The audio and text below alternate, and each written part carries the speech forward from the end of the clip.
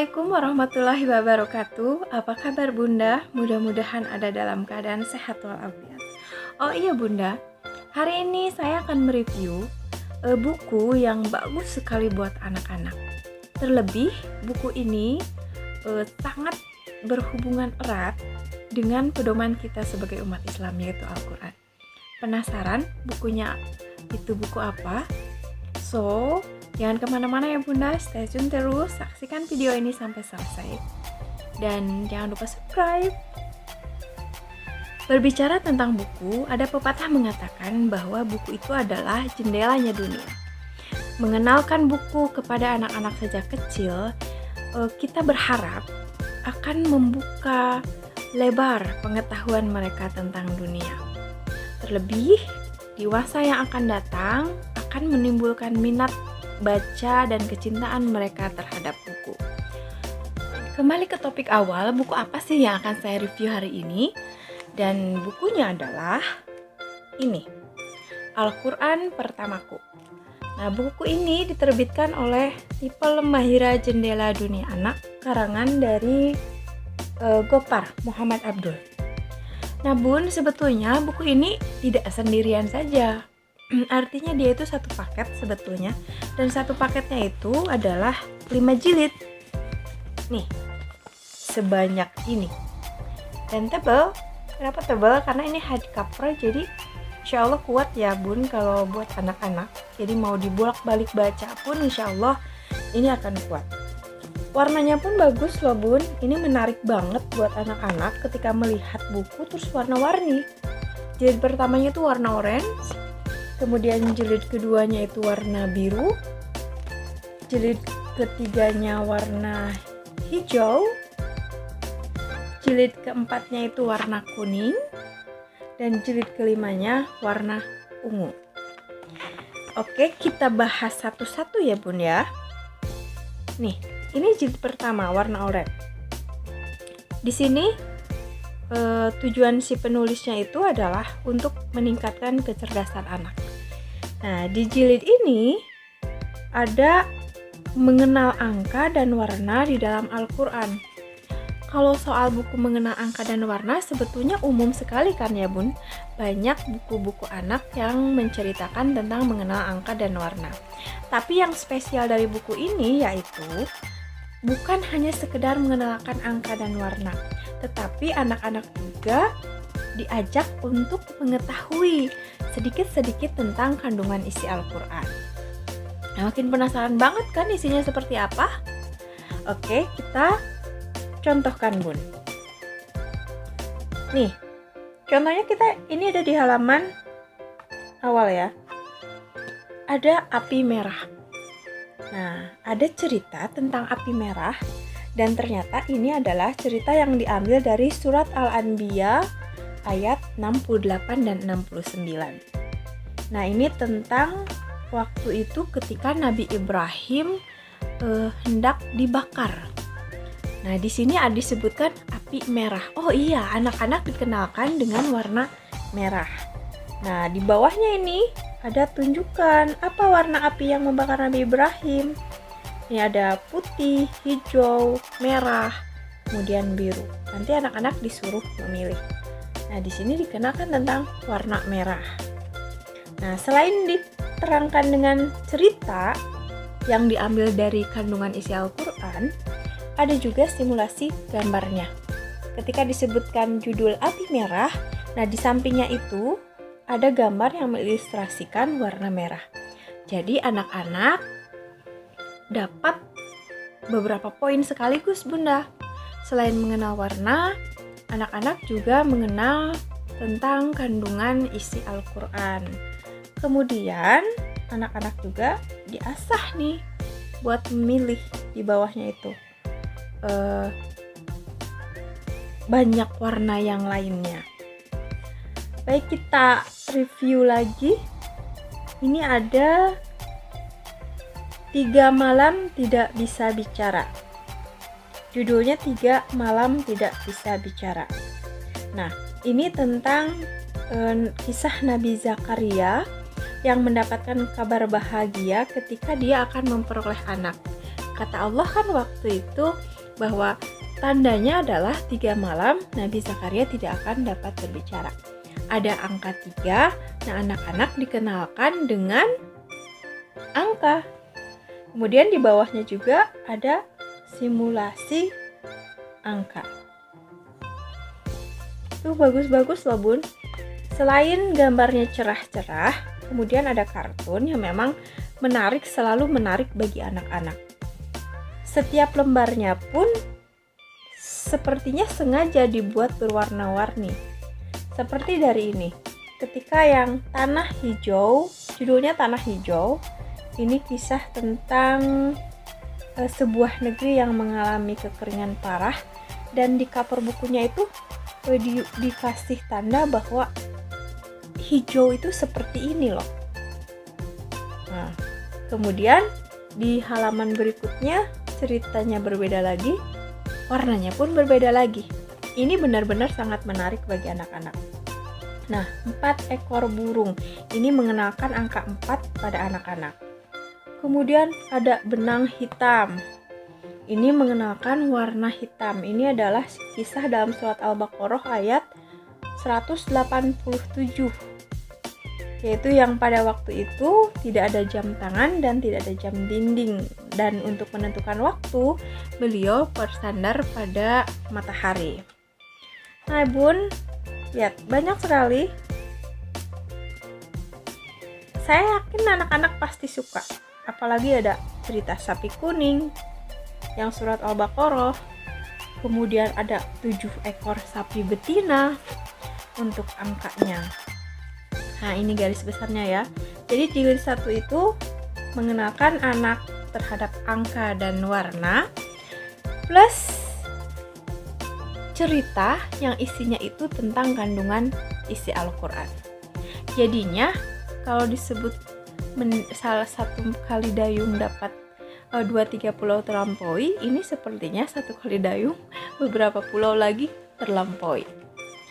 Ini yang kesatunya bun. Penasaran sama isi yang keduanya? So, jangan lupa like, comment, dan subscribe, dan saksikan sampai habis. Oke bunda, kita lanjut ke jilid yang kedua. Jilid kedua ini berwarna biru, masih dengan hardcover, masih dengan warna-warna yang menarik bagi anak. Cuma yang berbeda adalah di jilid kedua ini bercerita tentang kisah-kisah ajaib di dalam Al-Quran. Nah, apa tujuan dari penulis? Di jilid kedua ini penulis ingin mengasah kemampuan spiritual anak. Maksudnya ingin menanamkan kepercayaan serta keyakinan anak terhadap Allah Subhanahu wa Ta'ala. Nah, dikarenakan disajikannya dengan kisah-kisah yang menarik, juga ilustrasi gambar yang menarik warnanya, tentu ini bagi anak-anak akan meminimalisir rasa bosan. Jadinya nilai akidah tertanam, anak-anak pun akan senang dan betah membaca bukunya. Kita contohkan nih ya bun ya. Oh ya, selain kisah-kisah ajaib, di buku yang kedua ini juga ada doa-doa yang biasa dipanjatkan oleh orang-orang Islam. Jadi di bawah cerita itu disisipkan doa-doanya. Seperti ini, ada cerita kapal Nabi Nuh, di mana waktu itu ketika kaumnya durhaka kepada Nuh dan tidak mau beriman, Nabi Nuh membawa seluruh hewan, masing-masing 1 pasang, hingga ditimpa oleh banjir yang besar, tetapi akhirnya mereka selamat. Nah, ada juga doanya diselipkan di bawahnya. Rabbi nazini wa ahli mimma ya'malun. Ya Tuhanku, selamatkanlah aku dan keluargaku dari apa yang mereka lakukan. Kemudian dicantumkan juga ayatnya ya bun ya, surat dan ayatnya tentang cerita tersebut. Ada tentang laut terbelah 2. Ini pasti menarik sekali loh bun bagi anak-anak. Kemudian ada juga tentang mata air Nabi Ayub, ada tentang mihrab Maryam, dan perahu orang-orang miskin. Nah, ini buku yang kedua. Kita lanjut ke buku yang ketiga. Yang ketiga, jilid 3 adalah warna hijau. Ini makin menarik lagi buat anak-anak. Kenapa makin menarik? Ini isinya tentang doa para nabi dalam Al-Quran. Akan tetapi, doa tersebut tentu saja diikuti dengan cerita menarik dan cerita ajaib yang memang ada di dalam Al-Quran. Dan ilustrasi yang menarik juga. Gambar yang variatif, warnanya yang membuat hati anak itu senang. Kemudian tidak monoton, Bun. Dan di akhir buku, di akhir jilid, ada permainan tentang doa. Jadi nanti di buku-bukunya itu dikenalkan doa-doa yang biasa diucapkan oleh para nabi. Di antaranya doa mohon ampun, doa naik kendaraan, doa melawan orang jahat, doa menghilangkan rasa takut. Nah, nanti di akhir buku ini ada semacam evaluasi. Jadi anak dituntut untuk mereview kembali apa sih yang sudah dibacanya atau apa yang sudah diceritakan ayah dan bunda kepada anak-anak dari buku ini. Dan tujuan penulisnya di sini adalah untuk mengembangkan SQ anak, yaitu agar anak-anak bisa meneladani para nabi dan para rasul serta menjadi hamba Allah yang benar-benar mengabdi pada Allah. Kemudian masih sama di sini juga ada doa-doa yang biasa dipanjatkan para nabi dan rasul. Lanjut ke jilid yang keempat ya, Bun. Kalau jilid yang keempat ini berwarna kuning, ini seger banget warnanya, dan ini bercerita tentang binatang-binatang yang ada di dalam Al-Quran. Saya yakin nih anak-anak tidak akan bisa nolak sama cerita-cerita ini. Cerita kancil dan buaya aja mereka senang, apalagi cerita-cerita yang memang ada dalam Al-Quran. Nah, ini tujuannya penulis katanya untuk menajamkan IQ anak. Jadi bisa menumbuhkan rasa kasih sayang anak pada binatang, pada sesama, kemudian menumbuhkan kepekaan anak terhadap alam sekitar, kemudian juga menanamkan kepercayaan kepada Allah serta pengetahuan tentang binatang-binatang yang pernah Allah sebut di dalam Al-Quran. Penyajiannya seperti biasa, menarik, dengan gambar yang kreatif, dan di sini kelebihannya ada hikmah dari cerita yang disebutkan di setiap halamannya. Kita review beberapa ya, Bun. Ini ada cerita yang kedua, itu ada unta Nabi Saleh. Kemudian ada burungnya Nabi Ibrahim yang disimpan di tiap gunung, kemudian dipanggil kembali, tiba-tiba setelah dipotong hidup kembali. Ada hikmahnya bahwa kita harus yakin sepenuhnya hati kepada Allah. Kemudian Allah yang berkuasa menghidupkan dan mematikan. Kemudian ada cerita tentang serigala yang difitnah. Ini pada cerita Nabi Yusuf, yang katanya Nabi Yusuf dimakan serigala, padahal serigalanya tidak ada sama sekali. Kemudian ada cerita paus pemangsa yang memakan Nabi Yunus.